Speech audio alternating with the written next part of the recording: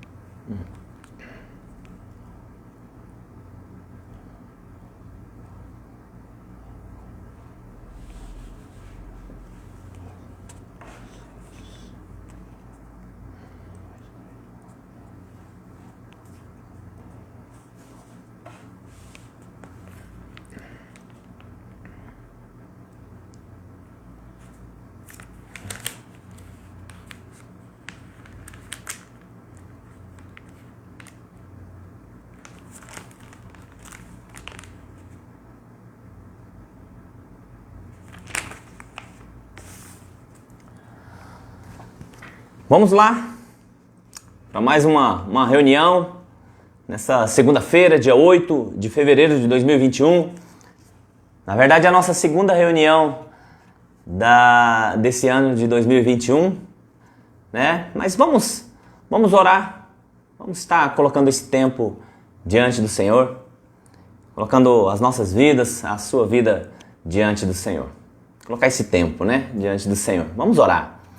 Senhor, obrigado por esse dia de vida que o Senhor nos concedeu, pela Tua paz, pelo Teu cuidado, pelo Teu amor, pela Tua proteção, pela Tua provisão, porque mesmo nós não conseguindo ver com os olhos naturais, sabemos que o Senhor tem nos guardado, o Senhor tem nos sustentado, o Senhor tem designado anjos para nos proteger, para nos livrar de todo mal, porque assim diz a Tua palavra, e nós conseguimos enxergar isso pelos olhos da fé. É pela fé. Nós temos fé que o Senhor é quem cuida de nós, que o Senhor é quem nos sustenta. E isso para nós já é o suficiente. Queremos colocar diante do Senhor esse tempo, que seja um tempo bom, um tempo de crescimento, de edificação, e que o Senhor esteja falando através do Teu Espírito Santo, através da Tua palavra aos nossos corações, a cada um que está nos acompanhando. Eu quero colocar cada casa, cada lar, cada vida, cada amigo, cada irmão diante da Tua presença. Que a mão poderosa do Senhor esteja sendo estendida, abençoando cada lar, abençoando cada casa. Aquele que está cansado, que o Senhor renove as forças. Aquele que está enfermo, que o Senhor venha trazer a cura. Aquele que está desacreditado, desesperançoso, que a esperança comece a brotar no coração dele agora, neste momento, Pai, no nome do Senhor Jesus. Aquele que está com medo, que o Senhor venha estar sendo a segurança dessa pessoa. Aquele que está aflito, aquele que está desesperado, preocupado, Senhor, traz a Tua paz, em nome de Jesus. Visita cada vida, visita cada coração. Nós não conhecemos os corações das pessoas, mas o Senhor sabe todas as coisas, o Senhor tem os olhos que tudo vê. E o Senhor consegue ver o interior de cada um. O Senhor consegue ver e saber o que cada um está passando, qual é a dificuldade de cada um. Por favor, meu Rei, socorre aqueles que estão precisando da Tua ajuda. Derrama da Tua graça, derrama do Teu amor, dê sabedoria, dê forças e que o Teu nome seja glorificado, Deus, através das nossas vidas, que esse tempo seja um tempo bom, um tempo gostoso de crescimento em nome de Jesus. Amém. Amém. Amém? Se você puder dar um ok aí, um feedback para ver se tá bom o áudio, o vídeo. O Zé já tá confirmando aqui comigo que tá tudo ok. Vamos lá. Obrigado pela sua disposição de estar nos ouvindo nessa noite. Eu quero dar continuidade, como eu havia falado na semana passada, sobre um bate-papo, um estudo que a gente está fazendo sobre a vida do rei Ezequias. Ezequias, ele é o 14º na linhagem de Davi, ele é o 16º rei de Israel, especificamente em Judá, porque a partir do 4º rei, Saul, Davi, Salomão e Roboão, a partir de Roboão, dividiu-se os reinos. Ficou Israel de um lado, Judá do outro. E nós estamos falando dos reis de Judá. Roboão teve um filho, que teve outro filho, e foi seguindo até chegar em Ezequias. Ezequias é o 13º na linhagem de Davi. Desculpa, o 14º na linhagem de Davi. E Ezequias fez coisas extraordinárias, como nós falamos a semana passada. Era filho de um homem chamado Acaz, o rei anterior, que fez coisas horrendas, fez o que era mal aos olhos do Senhor. Mas Ezequias, ele despertou, ele resolveu servir ao Senhor. Ele fez muitas reformas, ele fez muitos atos de Ezequias, foi tudo de acordo com aquilo que Davi já tinha deixado. Ele prosseguiu com o legado que Davi havia deixado. E ele fez tudo isso seguindo os princípios da palavra do Senhor. Ezequias foi um rei temente ao Senhor. Mas veja só, eu gosto da Bíblia porque a Bíblia ela não esconde as mazelas dos nossos heróis da Bíblia, dos grandes homens da Bíblia. E mesmo Ezequias, com tudo aquilo que ele fez reto aos olhos do Senhor, teve um momento da sua vida que ele titubeou um pouco ali e ele andou fazendo algumas coisas que não eram muito de acordo com aquilo que Deus queria. Mas veja só, vamos começar falando algo bem interessante que Ezequias fez assim que ele restaurou Ele chamou os sacerdotes e os levitas para se santificarem e, uma vez santificados, eles santificaram a casa do Senhor, restauraram a casa do Senhor, reconstruíram, fizeram coisas extraordinárias. E Ezequias começou a fazer uma reforma interessante. Ele começou a derrubar em toda a região ali de Judá os postes ídolos. Os ídolos que eram usados para adoração de outros deuses. Por quê? Porque Ezequias adorava o único Deus, Yahvé, o Deus Todo-Poderoso, o Eu Sou, o El. E ele adorava de todo o seu coração. Então ele começou a fazer uma limpeza em Judá, porque os reis anteriores levantaram postes ídolos, consultavam feiticeiros, agoureiros, aqueles que faziam leitura pelas mãos, quiromancia, necromancia, se orientavam pelo exército dos céus, que na verdade eram entidades demoníacas. E Ezequias veio e derrubou tudo isso, ele restaurou tudo isso, fez uma verdadeira reforma, ele baniu o culto a outros deuses. Foi isso que Ezequias fez. Agora, a partir de hoje, eu queria falar algo interessante. Ele não só derrubou os postes ídolos, fez as reformas, baniu a idolatria, mas ele fez algo que às vezes nós consertamos muitas coisas nas nossas vidas, nós abrimos mão, renunciamos de muitas coisas nas nossas vidas, muitos vícios, muitos comportamentos, abrimos mão de bebidas, às vezes de vício de cigarro, de drogas, de uma série de situações que nós entendemos que não faz bem para a nossa vida espiritual. Às vezes nós banimos tudo isso, mas nós esquecemos de dar o passo seguinte, que é o quê? restabelecer um culto a Deus. E Ezequias fez isso. Não basta acabar com o culto às outras entidades, a prática da idolatria. Mas o que Deus espera de nós é que nós estabeleçamos dentro dos nossos corações um altar de adoração ao nome dele, de louvor ao nome dele. É muito bom nós tirarmos coisas que nos prejudicam, que não estão de acordo com os valores, os princípios da palavra. É muito bom. Mas nós não podemos nos esquecer de dar o passo seguinte, que é o quê? Adorar o nosso Deus.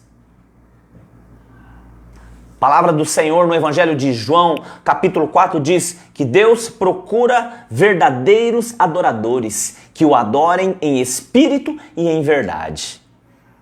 Vamos banir tudo isso? Vamos. Mas vamos levantar um altar de adoração e de culto ao nome do Senhor. E foi isso que Ezequias fez. Ele restabeleceu o culto a Deus.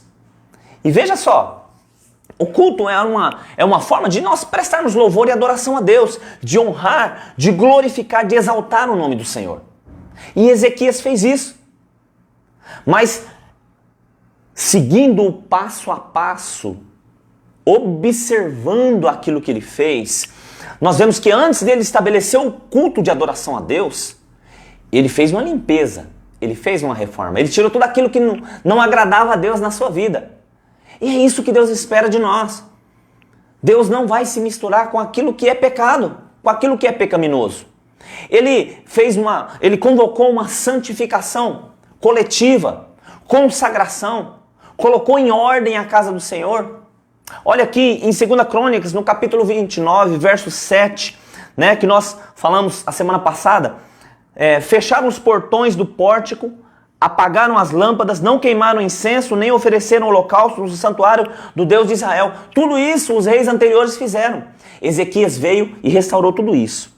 Ele voltou a acender a lâmpada, voltou a oferecer sacrifício a Deus, queimar incenso, e tudo isso tem um significado. Lâmpada é meditação na palavra, incenso são as orações, oferecer sacrifício e holocausto no santuário do Deus Altíssimo é um culto de louvor e adoração, e ele veio e restaurou tudo isso na casa do Senhor. Mas por que Ezequias fez isso? Qual que era o objetivo? Por que Ezequias seguiu esse passo a passo? Porque veja só, não é de qualquer forma que nós vamos cultuar, oferecermos um culto a Deus. Deus, Ele espera de nós, de uma forma voluntária e espontânea, adoração e louvor. Mas não é da nossa forma. É da forma que Ele estabelece na sua palavra. Deus não vai se misturar com o nosso pecado. O que Ele quer fazer? Ele quer nos perdoar os pecados, nos purificar de toda a injustiça, mas Ele não vai se misturar com o pecado, porque Deus é santo e Ele não se mistura com o pecado. E olha só, veja só a prova que eu te dou a respeito disso. Olha só o que diz em Isaías, quero ler esse texto, Isaías no capítulo de número 1. Aqui eu quero te dar uma base bíblica para nós entendermos do porquê que Deus não quer que, não recebe um culto que nós oferecemos a Ele do nosso jeito, misturado com os nossos pecados. Deus é santo e Ele não vai se misturar. Olha só, Isaías no capítulo 1, a partir do verso 11, diz assim a palavra do Senhor. De que me serve a multidão dos vossos sacrifícios, diz o Senhor. Deus está falando com o povo de Israel, que continuava a oferecer sacrifícios e continuava a cultuar a Deus, mas eles estavam em pecado. Eles estavam desviados. Eles estavam com os seus corações cheios de malícia, de ambição, de soberba, de orgulho. Ao mesmo tempo que eles adoravam a Deus, eles estavam adorando a outros deuses, outras entidades. Tinha uma entidade na época chamada Moloque, outra entidade chamada Azerá, os Baalins. E o povo estava dividido, servia a Deus, mas servia a outros deuses. Não é diferente nos dias de hoje. Às vezes as pessoas não estão levantando altares para deuses, para entidades demoníacas, mas às vezes estão adorando o seu próprio ego, o seu próprio ventre, como diz Paulo, adorando o seu egocentrismo, as suas ambições, os seus bens materiais, as suas posições, os seus status, o seu orgulho. E é a mesma coisa, olha a continuidade, Isaías 1, a partir do verso de número 11, tá? Olha Deus falando para o povo de Israel, já estou farto dos holocaustos de carneiros e da gordura de animais cevados. Não folgo com o sangue de bezerros, nem de cordeiros, nem de bodes. Quando vindes à minha presença, quem requereu isso das vossas mãos? Que viesseis pisar os meus átrios? Olha Deus falando, eu não pedi nada disso para vocês. Como que vocês se atrevem a pisar nos meus átrios, no lugar que é santo, no meu templo, com as mãos sujas? Não continueis a trazer ofertas vãs. O incenso é para mim abominação.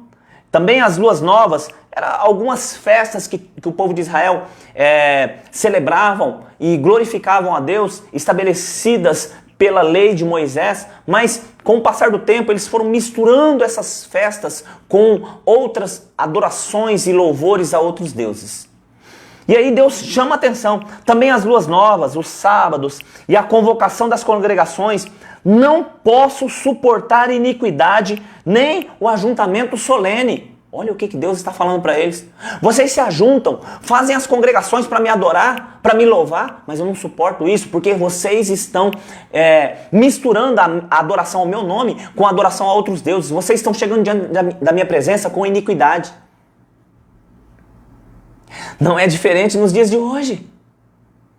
Às vezes as pessoas estão chegando em uma igreja, a uma comunidade, para adorar e louvar o nome do Senhor, mas estão com a sua vida cheia de iniquidade. Vão em um domingo em uma reunião para adorar a Deus e até levantam as suas mãos e cantam alguns cânticos. Mas a partir da segunda-feira eles voltam para a sua vida promíscua, vida de engano, vida de mentira, vida de prostituição, vida de adultério, vida de pornografia. Adoram a Deus no domingo à noite, mas no decorrer da semana continuam com as suas vidas cheias de iniquidade. E é isso daqui que Deus está chamando a atenção do povo. Verso 14 diz, as vossas luas novas e as vossas solenidades, a minha alma as aborrece. Olha o que Deus está falando. Já me são pesadas, estou cansado de as sofrer. Pelo que quando estendeis as vossas mãos, eu escondo de vós os meus olhos. Vamos lá na igreja, vamos adorar a Deus, e a gente levanta as mãos e canta alguns cânticos, e Deus simplesmente, por conta da nossa vida descompromissada, Ele está fechando os olhos, Ele não está ouvindo aquilo que nós estamos entoando como cântico de louvor a Deus. Por quê? Porque a nossa vida, ao invés de ser uma vida santificada, uma vida íntegra, de acordo com os princípios da palavra, está sendo uma vida cheia de pecados e de iniquidades. E Deus não vai se misturar com o pecado. Olha o que Ele está falando aqui. Sim, quando multiplicais as vossas orações, não as ouço. Deus está falando que Ele está fechando os ouvidos para as orações daquele que está em pecado e não está levando a palavra dele a sério. E aí você pode arrumar vários argumentos, por exemplo, pastor, mas Jesus veio, Ele levou os nossos pecados, Ele morreu na nossa cruz, agora a gente tem livre acesso. Ei, livre acesso não nos exime da responsabilidade de termos uma vida santa diante do Senhor. Aliás, vamos lá para o Novo Testamento então, após Jesus, olha o que diz aqui no livro de Hebreus, na carta aos Hebreus, que eu creio que deve ter sido escrita por Paulo, no capítulo 12, verso 14. Segui a paz com todos e a santificação. Sem a santificação, ninguém verá o Senhor. Olha o que diz aqui em João. As pessoas falam assim, Senhor, pastor, mas na Bíblia está escrito em João 3,16, porque Deus prova o seu amor para conosco. João 3,16 diz assim, porque Deus amou o mundo de tal maneira que deu o seu Filho o unigênito, para que todo aquele que nele crê não pereça, mas tenha a vida eterna. Mas vamos continuar e vamos ver o que diz o verso 36 do mesmo capítulo do Evangelho de João, capítulo 3. Olha só, todo aquele que crê no Filho tem a vida eterna. Glória a Deus por isso. mas ele se completa. Mas todo aquele que rejeita o Filho não verá a vida, pois sobre ele permanece a ira de Deus. Você entende o que eu estou falando? Não basta irmos numa reunião, levantarmos a mão, nós temos que ter compromisso com o Deus que nós estamos adorando. Não basta ir lá e apenas querer as bênçãos, os benefícios de Deus. Temos que ter um compromisso com o Senhor da bênção e não apenas com a bênção de Deus. O texto é muito claro. Não podemos tirar um texto fora de contexto para fazer um pretexto, argumentos para as nossas falhas. Temos que reconhecer que somos falhos, confessar diante do Senhor e ter uma mudança de vida. É isso que Deus espera de nós. Aí sim, Ele vai, como eu disse aqui em João 4, que Ele fala assim, vem a hora e já chegou em que os verdadeiros adoradores adorarão ao Pai em espírito e em verdade, pois o Pai procura a tais que assim o adorem. Em espírito e em verdade, não é em mentira, não é com a capa, não é com a máscara, e a máscara está em moda nesses últimos dias. Mas será que a gente já não estava de máscara antes? Será que Deus não permitiu a máscara apenas para revelar algo que já tinha escondido nas nossas vidas? É algo de se pensar. E olha só, Isaías continua, e ele fala, as vossas mãos estão cheias de sangue, lavai-vos, purificai-vos, tirai a maldade dos vossos atos de diante dos meus olhos, cessai de fazer o mal, aprendei a fazer o bem. Está aqui em Isaías.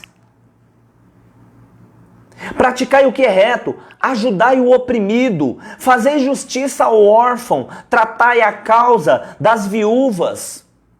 E aí, a partir desse momento que nós estabelecermos isso, abandonarmos as iniquidades e começarmos a praticar aquilo que Deus quer que nós pratiquemos, aí veja só o que ele fala a partir do verso 18.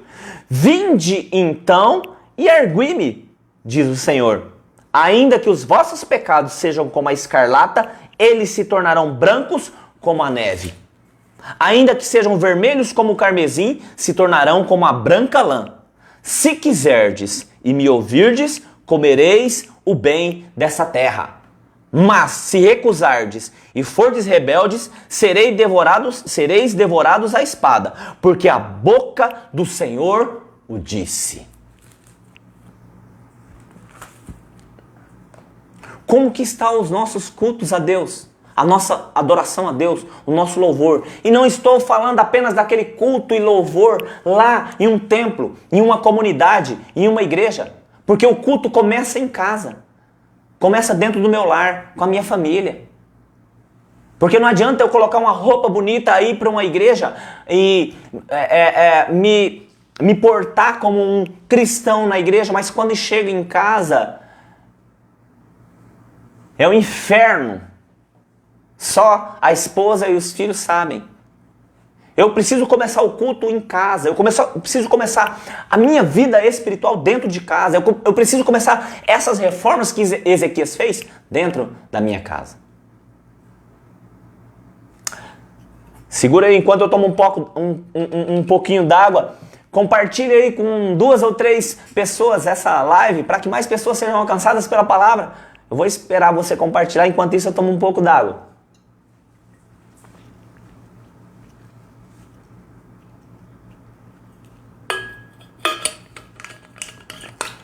Veja só, hoje em dia as pessoas, sem exceção, elas querem oferecer culto a Deus da forma que lhes agrada. Mas veja só, não é do nosso jeito, não é do meu jeito, do seu jeito. É de acordo com o que foi estabelecido na palavra de Deus. Tudo tem ordem, tudo tem decência, tudo tem padrão, tudo tem princípios. E eu não estou falando de padrão humano, eu estou falando de padrão bíblico. Tudo tem valores, ética, moral, santificação, pureza. É assim que nós vamos conseguir oferecer um culto verdadeiro, verdadeiros adoradores a Deus. Deus conhece o meu e o seu coração, meu amigo. Não adianta nós queremos enganar a Deus. E algumas pessoas, elas, às vezes, elas pensam, eu já ouvi isso de alguns amigos, pensam que o tempo ele perdoa pecados. Que o tempo cura feridas na alma. Tempo não perdoa pecados. Tempo não vai te santificar. O que te santifica é um posicionamento. É um comportamento. Algumas pessoas escondem seus pecados, não confessam e esperam passar um pouco de tempo e pensam que Deus, ele se esqueceu do que elas fizeram. Algumas pessoas, sob o pretexto de não causar escândalo, estão escondendo pecados horrendos. Ei, a sua vida já está num escândalo. A sua vida já está mergulhada no pecado.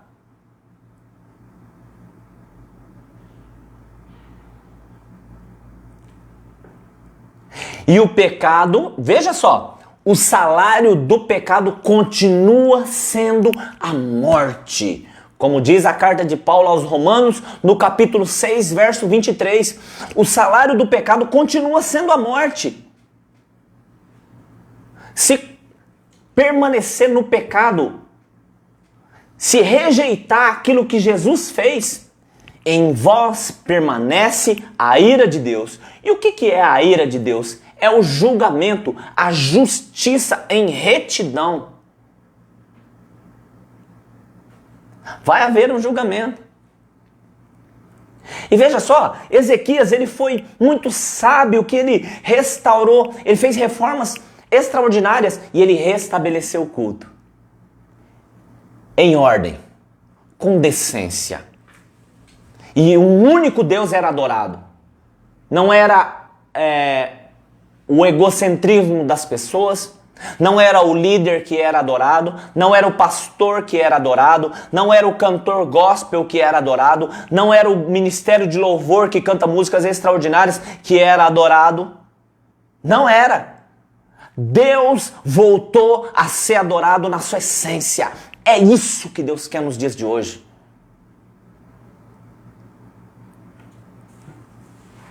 Mas para isso nós precisamos abrir o nosso coração, restabelecer um culto em retidão, em transparência. Eu não posso deixar nada escondido no meu coração, eu não posso deixar nenhuma carta escondida aqui que o diabo tenha na manga contra a minha vida.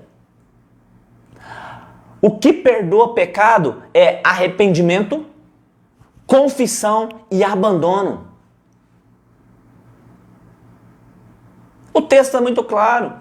Se confessarmos os nossos pecados, ele é fiel e justo para nos perdoar os pecados e para nos purificar de toda a injustiça. Mas João Batista, quando ele veio anunciar Jesus, ele veio pregando uma só palavra: arrependei-vos, pois, porque é chegado a vós o reino dos céus. Jesus deu continuidade.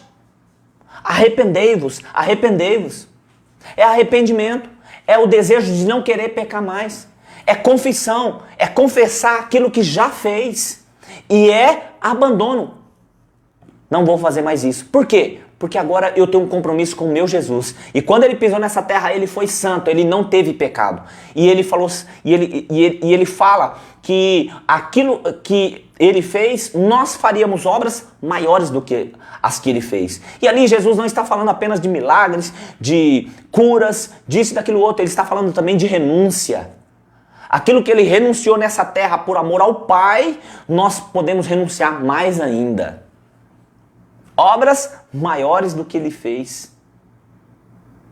Não apenas a título de curas, de expulsão de demônios, de milagres. Isso também está incluído? Está. Mas vamos nos aprofundar mais. Obras maiores. Ele teve uma vida de renúncia, nós podemos fazer obras maiores. Ele teve uma vida de retidão, de santificação aqui nessa terra, não teve pecado, nós podemos também alcançar isso. Sozinho nós não vamos, mas ele nos deixou o ajudador, o Espírito Santo, e ele vos ajudará nas vossas fraquezas. Foi isso que Ezequias fez. E olha só que interessante, 1 Crônicas, no capítulo 30 aqui, o verso de número 9. Olha só que interessante o que Ezequias fez. Ele começou a chamar o povo para uma reforma, para uma transformação de vida, para restabelecer o culto, ter um culto verdadeiro a Deus. E olha só o que diz no verso 9. Porque se vocês se voltarem ao Senhor, os irmãos e os filhos de vocês acharão misericórdia diante dos que os levaram cativos, e eles voltarão a essa terra. Naquela época, o povo de Israel já tinha sido levado cativo, ficou só o povo de Judá. E Ezequias fala, se vocês não consertarem as vossas vidas, não tiverem uma vida íntegra diante do Senhor, vocês também vão ser levados cativos. E se vocês se restaurarem e voltarem para o Senhor, Deus vai ser tão misericordioso que vai trazer até aqueles que foram levados cativos de volta. Olha só que palavra interessante. Assim nos dias de hoje, se tivermos uma vida íntegra diante do Senhor, se tivermos uma vida inteira, transparente, uma vida baseada em princípios e valores, aqueles nossos irmãos que estão afastados, que estão por algum motivo escravizados, e não uma escravidão literal, mas escravizados nas drogas, nas bebidas, na prostituição, na pornografia, na mentira, no amor ao dinheiro, eles poderão ser restaurados por causa do nosso posicionamento. Olha que coisa interessante isso aqui. E ele continua, porque o Senhor, o Deus de vocês, é bondoso e compassivo, e não desviará de vocês o seu rosto, se vocês se voltarem para Ele. Essa é a dica, essa é a deixa de Deus para nós. Nos voltemos ao Senhor. Vinde e voltemos ao Senhor.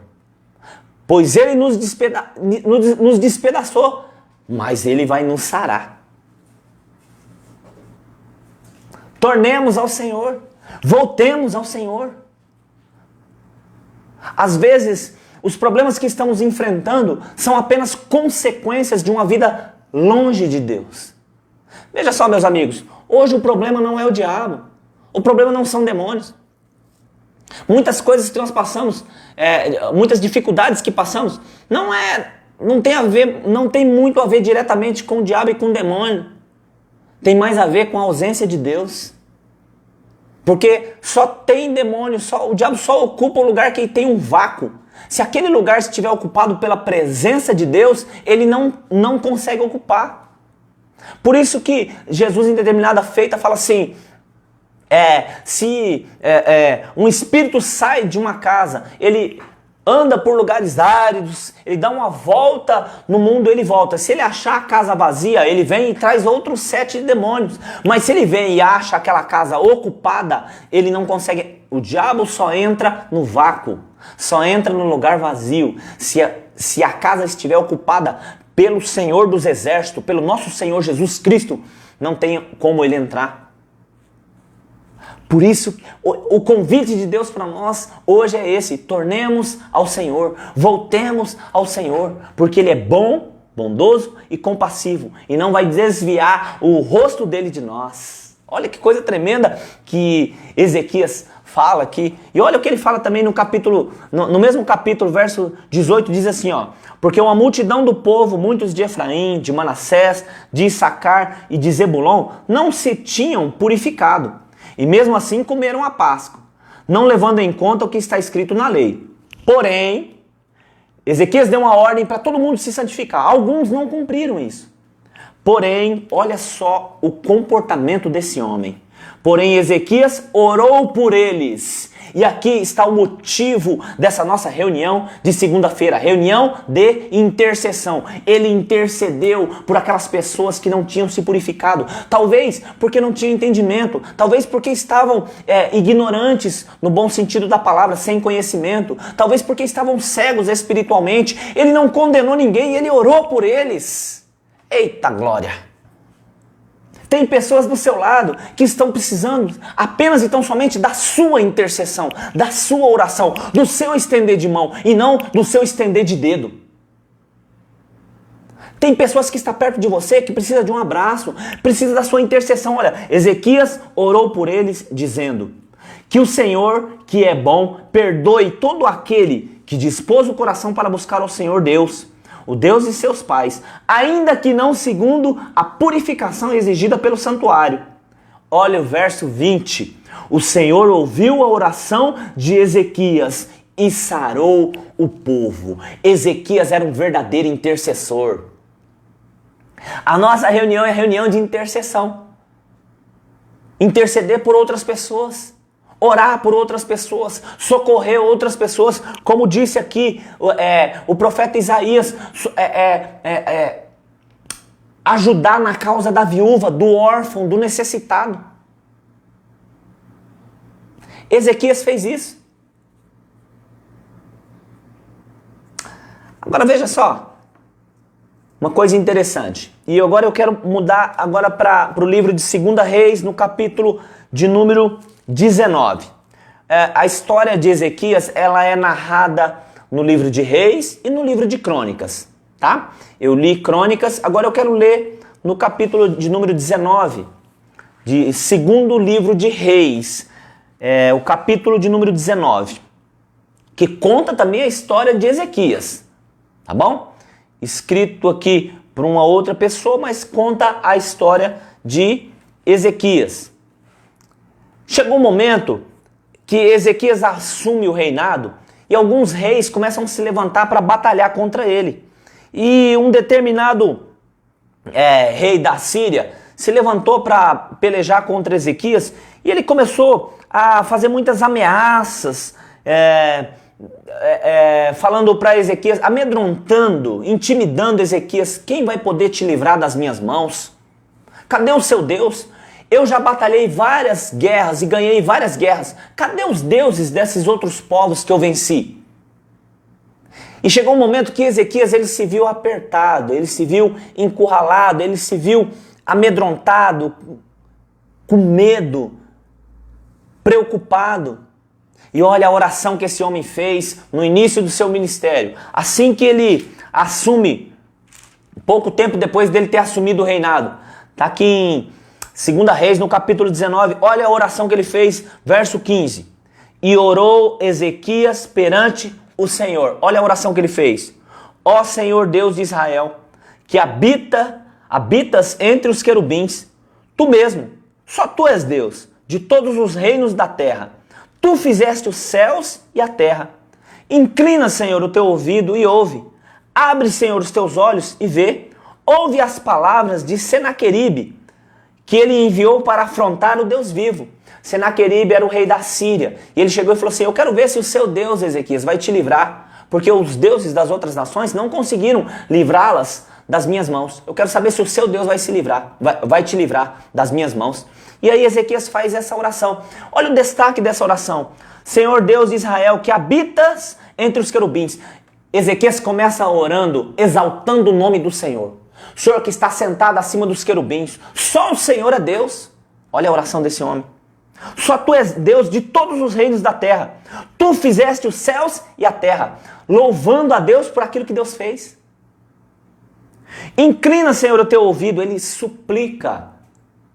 Ele clama ao Senhor, ele rasga o seu coração diante do Senhor, mas veja só, abre, Senhor, os teus olhos e vê, ouve as palavras de Senaqueribe. Ele não fala para Deus olhar para ele, ele fala para Deus: Senhor, tá vendo o que esse rei está fazendo? Ele está afrontando o teu nome, o nome do Deus vivo. Olha a afronta que ele está fazendo, olha a oração desse homem. E sabe o que acontece? Deus ouve a oração de Ezequias e nessa batalha aqui contra os assírios, Deus livra ele das mãos dos assírios. Acontece uma batalha lá e é uma guerra tremenda e Deus dá a vitória para Ezequias. No verso 35 diz assim, ó: naquela mesma noite saiu o anjo do Senhor. Ezequias não precisou batalhar, Ezequias não precisou pegar na espada, no arco, na flecha. Saiu o anjo do Senhor e feriu no arraial dos assírios 185 mil deles. Porque ele teve uma oração transparente, glorificando, exaltando o nome do Senhor e falando para Deus: Senhor, ele está afrontando o teu nome. Ele não falou nada dele, ele não pediu proteção para ele. Ele não fez uma oração egocêntrica. Deus ouviu a oração, enviou um anjo, e o anjo em uma noite matou 185 mil soldados assírios. E aí a história dele continua. Capítulo 20 fala que naquele tempo Ezequias, ele adoeceu, ele ficou doente de uma doença mortal. Agora veja só, aqui ele já está no final do seu reinado. Já não está mais no começo do seu reinado, no começo do seu ministério. Ele já passou por grandes batalhas, venceu grandes batalhas, ele construiu muitas coisas, ele fez reformas extraordinárias, restabeleceu o culto a Deus, derrubou postes ídolos, ganhou outras batalhas. Ele já tem uma caminhada. Só que ele adoece. E Deus manda um profeta para ir falar para ele. E o profeta chega na casa dele, profeta Isaías, no capítulo 20, verso 2, diz assim... Desculpa, no verso 1, o profeta, naqueles dias Ezequias adoeceu e estava perto da morte. Verso 1 do capítulo 20 de 2 Reis. O profeta Isaías, filho de Amós, veio ter com ele e lhe disse: assim diz o Senhor, Deus está mandando falar para você. Põe a tua casa em ordem, porque morrerás e não viverás. Olha o que o profeta falou para o rei Ezequias. Aí no verso 2 diz assim: então Ezequias virou o rosto para a parede e orou ao Senhor. E agora eu quero chamar a sua atenção para essa segunda oração. Na primeira oração, começo do ministério, começo do reinado, Ezequias estava com o coração tão voltado a Deus que ele não pediu nada para ele. Ele exaltou o nome do Senhor, adorou a Deus, louvou. O Senhor que está sentado acima dos querubins, o Senhor é grande, o Senhor fez os céus e a terra. Olha, eles estão afrontando o teu nome, Senhor. Não pediu nada para ele. Agora, olha a oração que ele faz no final do seu ministério, quando ele já tinha conquistado muitas coisas.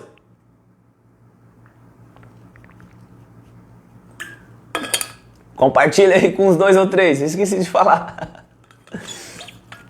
Mas vamos lá. Olha agora a oração de Ezequias, como é uma oração diferente. Verso 3. Ah, Senhor, lembra-te de que andei diante de ti com fidelidade e integridade de coração. Senhor, eu sou crente, eu sou evangélico, eu sou católico, eu sou isso, eu sou aquilo. Senhor, eu sou bom, eu andei íntegro diante do Senhor. O Senhor não está vendo isso?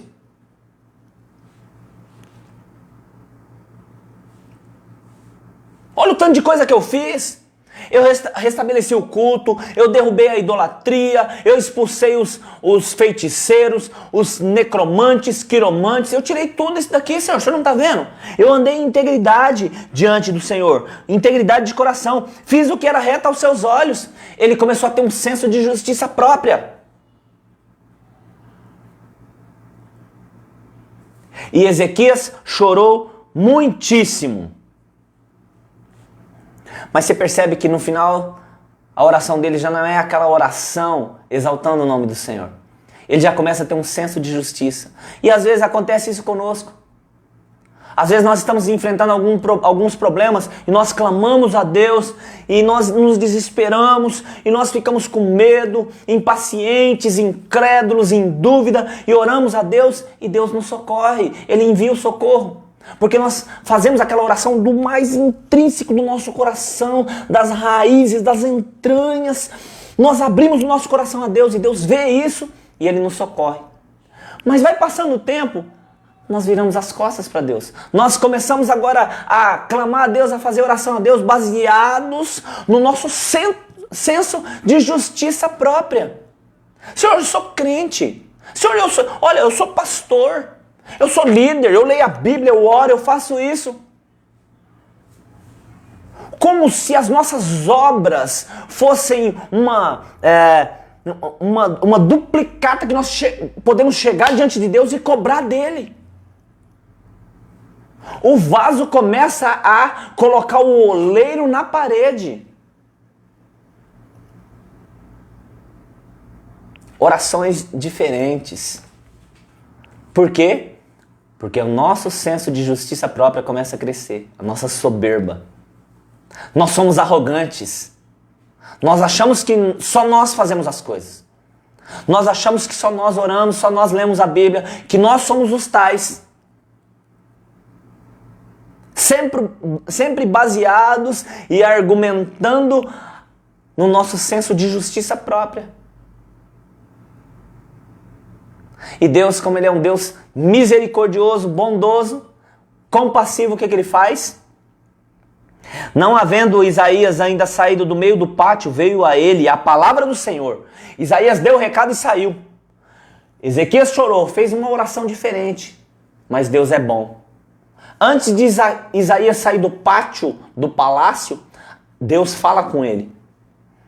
Volta e dize a Ezequias, príncipe do meu povo, assim diz o Senhor, Deus de teu pai Davi. Meu Deus. Olha o legado de Davi aí. 14ª linhagem, o legado de Davi está sendo mantido. Deus não fez isso porque Ezequias era bom. Deus fez isso porque Davi deixou um legado. E Deus fala assim, ouvi a tua oração e vi as tuas lágrimas. Eu te curarei.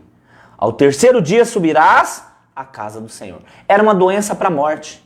E Deus dá uma direção para ele pegar uma pasta de figo, colocar a pasta de figo ali sobre o tumor, e ele coloca aquela pasta de figo e ele é curado milagrosamente.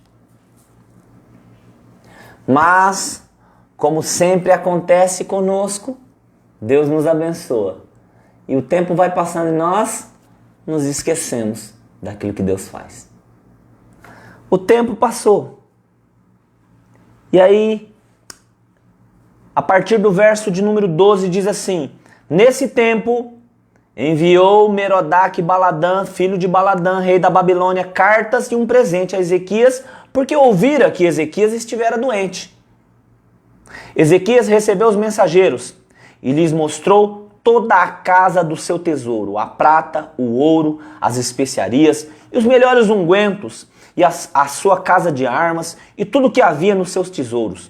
Coisa alguma houve que não lhes mostrasse, nem em sua casa, nem em todo o seu domínio. Veio um rei da Babilônia visitar Ezequias. Sabe o que Ezequias fez? Veio um enviado, um mensageiro do rei da Babilônia. E ele chamou aqueles babilônios para dentro da sua casa e mostrou tudo que ele tinha. Se vangloriando. Olha, tá vendo? Tá vendo a minha igreja? Olha aqui. Tá vendo? Tudo isso eu conquistei. Olha, eu tenho ouro, eu tenho prata. Olha, eu tenho os melhores ungüentos. Olha aqui a minha casa de armas. Tudo que havia nos seus tesouros. Coisa alguma houve que não lhes mostrasse. Nem em sua casa, nem em todo o seu domínio. Começou a se gabar com aqueles homens. Mostrar tudo que ele tinha. Com orgulho. Com arrogância. Pastor, que prova o senhor me dá? Vamos continuar o texto. 14. Então o profeta Isaías veio ao rei Ezequias e lhe perguntou, que disseram aqueles homens e de onde vieram a ti? Respondeu Ezequias, de um país muito distante vieram, da Babilônia. Perguntou o profeta, que viram em tua casa? Respondeu Ezequias, tudo que há na minha casa viram. Coisa nenhuma há nos meus tesouros que eu não lhes mostrasse. Então Isaías disse a Ezequias, ouve a palavra do Senhor. Verso 17. Vem dias em que tudo o que houver em tua casa e o que teus pais entesouraram até o dia de hoje será levado para a Babilônia. Não ficará coisa alguma, disse o Senhor. E até mesmo teus filhos que procederem de ti e que tu gerares tomarão, para que sejam eunucos no palácio do rei de Babilônia. Aqui está a prova de que ele se ensoberbeceu. Deus falou, você mostrou tudo. Pois aqueles homens que vieram aqui, eles vão tomar tudo isso. Inclusive os seus filhos vão ser tomados como escravos e vão servir como eunucos para o rei da Babilônia. Sabe qual que foi a resposta de Ezequias? Infelizmente, nesse final, Ezequias não era o mesmo homem daquelas reformas, daquele restabelecimento do culto, daquelas restaurações que havia feito. Ezequias havia se embriagado com seu orgulho pelas suas conquistas. E Deus, ele deu tempo para que Ezequias se arrependesse. Porque Deus, o juízo de Deus nem sempre é imediato, mas ele é certeiro. Guarda isso no seu coração enquanto eu tomo um pouco d'água.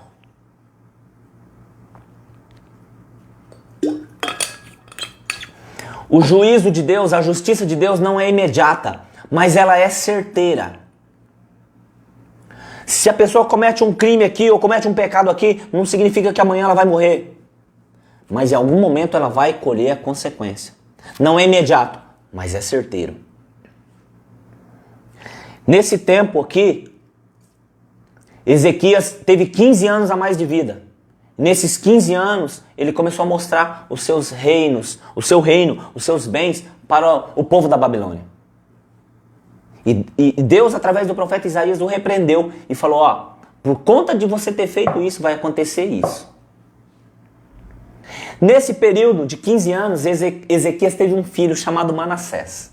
Mas veja só, verso 19, para nós terminarmos a nossa linha de raciocínio. Ó, o 18 fala assim, até mesmo teus filhos, que procederem de ti, que tu gerares, tomarão, para que sejam eunucos no palácio do rei da Babilônia. 19. Então disse Ezequias a Isaías, boa é a palavra do Senhor que disseste. Ele foi repreendido pelo profeta. Deus falou assim, ó, por que você fez isso? Aqueles homens vão tomar todo o seu reino, inclusive os seus filhos. E ele chega e fala assim, boa é essa palavra. E a princípio a gente não entende porque ele está falando isso, porque não é uma palavra boa. Mas olha, ela se completa. Pois pensava, não haverá paz e segurança nos meus dias?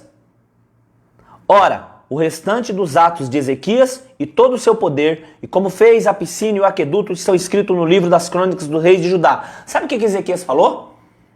Boa essa palavra. Não haverá paz e segurança nos meus dias, ou seja, não vai ser nos meus dias que vai se cumprir esse juízo, essa justiça? Então tá tranquilo. Ou seja, eu vou morrer em paz? Olha, meus filhos que se virem. Em outras palavras, é isso que Ezequias está falando. Porque Isaías falou para ele que tudo, ele mostrou tudo. E Isaías falou assim, ó, que tudo aquilo que o juízo de Deus ia acontecer. Mas com os filhos dele. Ele falou assim, é boa essa palavra. Por quê? Porque comigo não vai acontecer nada mesmo. E assim, tem alguns pais estão vivendo sua vida totalmente promíscua, em adultério, em pornografia, com amantes, em vícios. Esquecem que as consequências virão sobre seus filhos. E um absurdo, um pai uma vez falou para mim, pastor, eles que se virem, eles que vão viver a vida deles. Mas estão se esquecendo que as consequências virão sobre os seus filhos. Como aqui no caso veio sobre a vida dos filhos de Ezequias. Nesse período de 15 anos, Ezequias teve um filho chamado Manassés. Olha o que esse rei fez. Ezequias fez o que era reto. No final da sua vida, ele deixou o orgulho, a soberba entrar no seu coração. Ele ficou embriagado com isso. Começou a mostrar os seus bens. A oração dele já não era a mesma. E nesse período ele teve um filho. Olha o que esse filho fez. Capítulo 21. 2 Reis 21 diz assim, tinha Manassés 12 anos de idade quando começou a reinar. Nessa época Ezequias já tinha morrido. 55 anos reinou em Jerusalém. Era o nome da sua mãe, Efzibá. Perdão. Fez o que era mal aos olhos do Senhor, conforme as abominações dos gentios que o Senhor desterrara das suas possessões diante dos filhos de Israel. Olha o que Manassés fez. Tornou a edificar os altos que Ezequias, seu pai, tinha destruído, levantou altares de idolatria, também levantou altares a Baal, fez um poste ídolo como o que fizera Acabe, rei de Israel, adorou a todo o exército dos céus e os serviu a demônios, edificou altares na casa do Senhor, da qual o Senhor tinha dito, em Jerusalém porém meu nome, dentro da igreja, dentro do templo do Senhor, ele edificou altares a ídolos, também edificou altares a todo o exército dos céus, em ambos os átrios da casa do Senhor. 6, para finalizar. Fez passar seu próprio filho pelo fogo. Praticou encantamentos e adivinhação. Tratou com médios e feiticeiros. Prosseguiu em fazer o que era mal aos olhos do Senhor, provocando o Senhor a ira. Ou seja, por conta de no final da vida de Ezequias, ele ter deixado a retidão do Senhor, o filho dele, Manassés, colheu essas consequências e praticou o que era mal aos olhos do Senhor.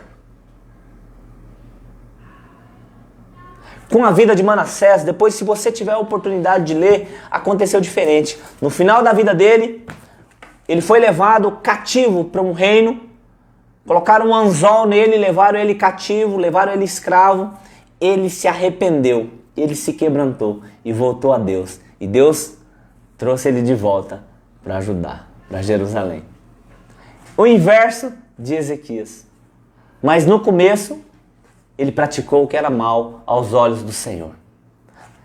Quando que Manassés nasceu? Quando ele começou a reinar, ele tinha 12 anos de idade. Ele nasceu exatamente nos 15 anos que Deus deu para Ezequias depois da sua enfermidade. Esses 15 anos que era para Ezequias exaltar o nome do Senhor, continuar em retidão, continuar as reformas, o culto a Deus, simplesmente ele se deixou levar pelo orgulho, pela soberba e acabou colhendo as consequências.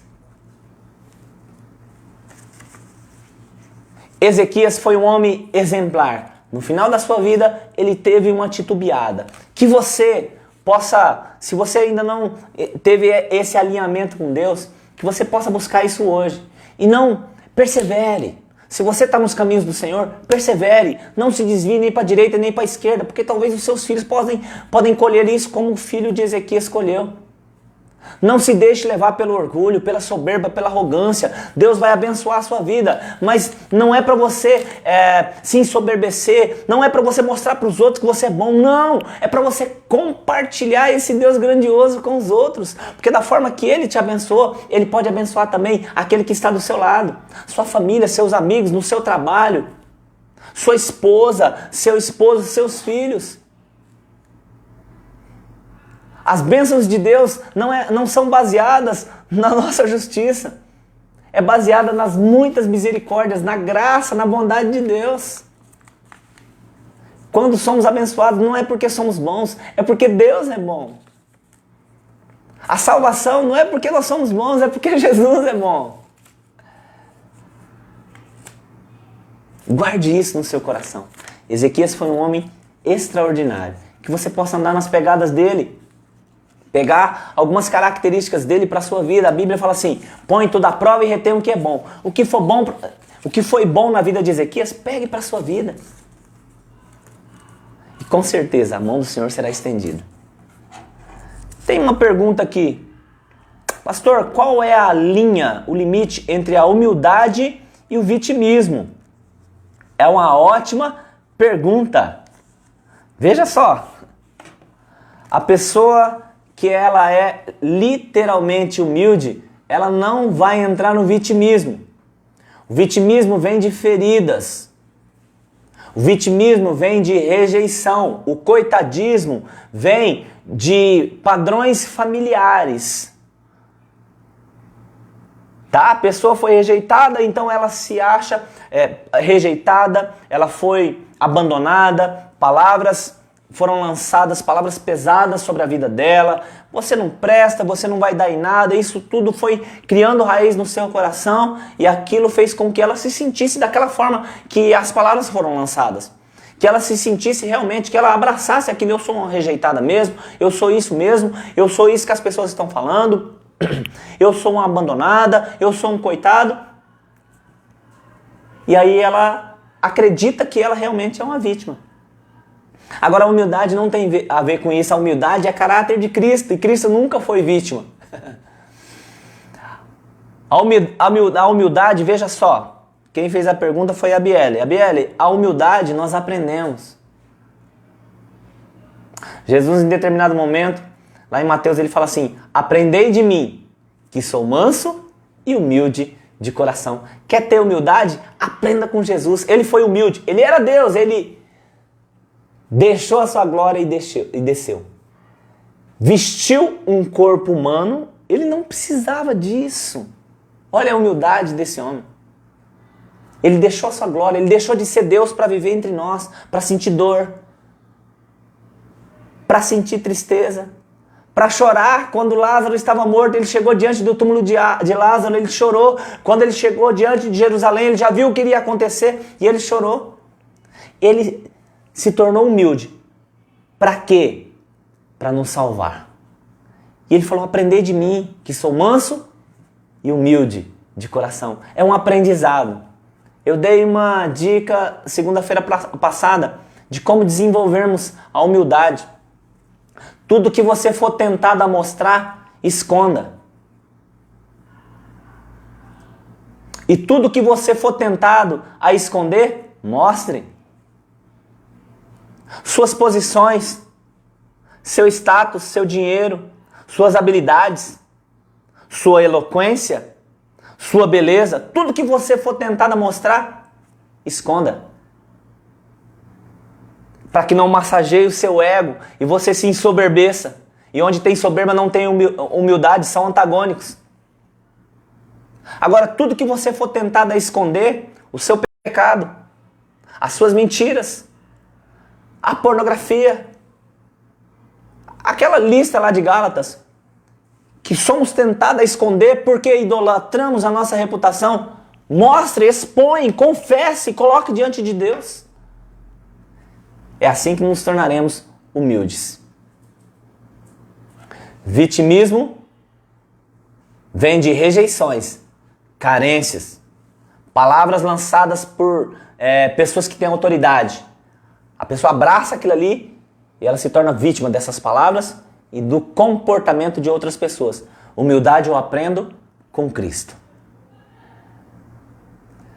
Essa pessoa, talvez, aos olhos naturais, você possa ver um resquício de humildade na vida dela. Mas, na verdade, ela é vitimista, ela é coitadista. O coitadismo, o vitimismo, exalta muito o eu. O humilde exalta o outro. Em determinado momento as pessoas chegaram: mestre, sabemos que o Senhor é bom. Não existe nenhum bom a não ser o Pai. Jesus sempre transferia para o Pai. Eu só falo aquilo que eu ouço o Pai falar. Eu só faço aquilo que eu vejo o Pai fazer. E aí o Pai transfere para o Filho, deu toda a autoridade para o Filho, deu os reinos para o Filho. E aí o Filho mostra, aponta para o Espírito aponta para o Filho aponta para o Pai. Ninguém quer ser melhor do que o outro. Isso é humildade. Espero ter respondido. Nós vamos orar para algumas pessoas. A Eli, oração para a Erosina. O Antônio Nilson, meu primo, oração pela família dele, por ele. E também pelo povo aqui de Pereira Barreto. Opa, glória a Deus. Maria das Graças, Graci, minha prima, lá do Pernambuco, oração por toda a minha família. Vamos orar. Tio João, a tia, o Zé, a galera toda lá. Antônio, Francisco. O Antônio tá aqui, né? O Francisco que tá lá. Flavinho, meu amigo Flavinho, pede oração pelo primo Ricardo, que está com Covid, e por toda a família. O Flavinho tá lá em Rio Preto, vamos orar por ele. Gustavo também, o irmão dele. Vamos orar. Fernanda, né? A irmã Aparecida Alves pede oração pelo esposo Walter, que passará por a cirurgia. Nosso irmão Walter Carneiro, vamos orar por ele. Quero orar também pelo Edmilson, pelo filho dele, o Enzo. Quero orar pelo meu filho, Tarso, que está fazendo aniversário hoje. Glória a Deus, 13 anos. Quero orar pela minha mãe. Deus já curou ela do Covid. Graças a Deus, Deus é bom. Ela está apenas com algumas sequelas, um cansaço ali. Vamos orar para Deus completar a obra que Ele começou na vida da minha mãe. Agradecer também pela cura da minha irmã, do pastor Ivo, do Paulinho, meu sobrinho Samuel, a Ana, a família toda. Orar também agradecendo pela vida do Guilherme, Deus tocou na vida dele, a Lucelena, a Duda, glória a Deus. Orar também pela vida do Anderson, que está lá em Hortolândia, Flávio e a Fernanda lá na Austrália, o Fabinho e a Dai, que estão lá em Portugal, o Elvis e a Tati, que estão em Portugal, o Francisco, o Demétrio, que estão lá em Portugal, o meu primo Alan, que está lá em Costa Rica. Glória a Deus. Betão e a Márcia estão no Japão. Dona Leda, mãe da Márcia, vamos orar por ela. Vamos colocar também a minha sogra, Dona Nésia. Tem mais alguém? O Paulo, que está lá no Japão. O Isaías também pediu oração. Vamos orar por essas vidas. Amém? Senhor, em nome de Jesus, queremos colocar essas vidas diante do Senhor. Obrigado por esse tempo. Que a tua palavra possa achar guarida em cada coração, Pai. Ensina-nos a desenvolver essas características que Ezequias desenvolveu. Restaurar, santificar as nossas vidas para oferecermos um culto verdadeiro ao Senhor. Continue a nos fortalecer, a nos abençoar. Quero colocar diante do Senhor, Deus, a vida da dona Erosina, do Antônio Nilson, toda a sua família, também a Graci, toda a sua família lá em Pernambuco, o Flavinho, o primo dele, o Ricardo, que você esteja ministrando a cura na vida dele. Deus, o irmão Walter, que vai passar por uma cirurgia, que o Senhor esteja preparando tudo, dando sabedoria aos médicos, toda a equipe cirúrgica. Deus, coloca a tua mão poderosa sobre o teu filho, guarda ele. Deus, também, Deus, quero colocar a minha mãe diante do Senhor, toca na vida dela, restaura a saúde dela por completo. Deus, no nome de Jesus, eu coloco todas essas vidas diante do teu altar. Que a mão poderosa do Senhor esteja sendo estendida. Abençoa cada vida, Pai. Abençoa o meu amigo aqui da padaria, o Nilton. Visita ele, Deus, ó Pai, com poder, com graça, restaura ele, salva ele, meu rei. Também eu quero colocar diante do Senhor, Deus, ó Pai, a vida, Deus, dos meus amigos lá do Japão, Deus, meu amigo lá de Hortolândia, o Edmilson, o Enzo, o Tarso. Obrigado por mais um ano de vida que o Senhor concede ao Tarso. Encha ele com a tua graça, com o teu amor, com a tua sabedoria. Obrigado por aquilo que o Senhor fez na vida dele até aqui, meu Pai. Eu só tenho a agradecer ao Senhor, Deus, por grandes coisas que o Senhor tem feito pelas nossas vidas. Obrigado por esse tempo. Guarda, Deus, no nome do Senhor Jesus, que o Senhor esteja tocando naqueles que estão enfermos com Covid. Cura-os, Pai. Restaura a saúde de cada um. Derrama da tua graça, Pai. Derrama do teu milagre. Nós colocamos todas essas vidas diante do Senhor, em nome de Jesus. Abençoa a vida do Zé, da Valéria, a família deles, Pai, que tem nos acompanhado. Abençoa também a vida do Dejair, da Elaine, Deus, da Dorinha, Deus, o pessoal do grupo de intercessão, cada um deles. Visita a Lúcia, Pai, o Otair, a Fernanda. Meu Deus, toca naquelas vidas, meu Pai. Restaura, cura-os, Pai, no nome e na autoridade do Senhor Jesus. No nome do Senhor Jesus. Também a Elaine, a Elaininha, a família dela. Deus, todos esses que estão nos acompanhando, que a mão poderosa do Senhor esteja sendo estendida, Pai. Derrama da tua graça, abençoa o teu povo, abençoa os meus amigos, em nome de Jesus. Amém. Glória a Deus. Quarta-feira agora, nós vamos ter um momento de oração lá em frente à Santa Casa.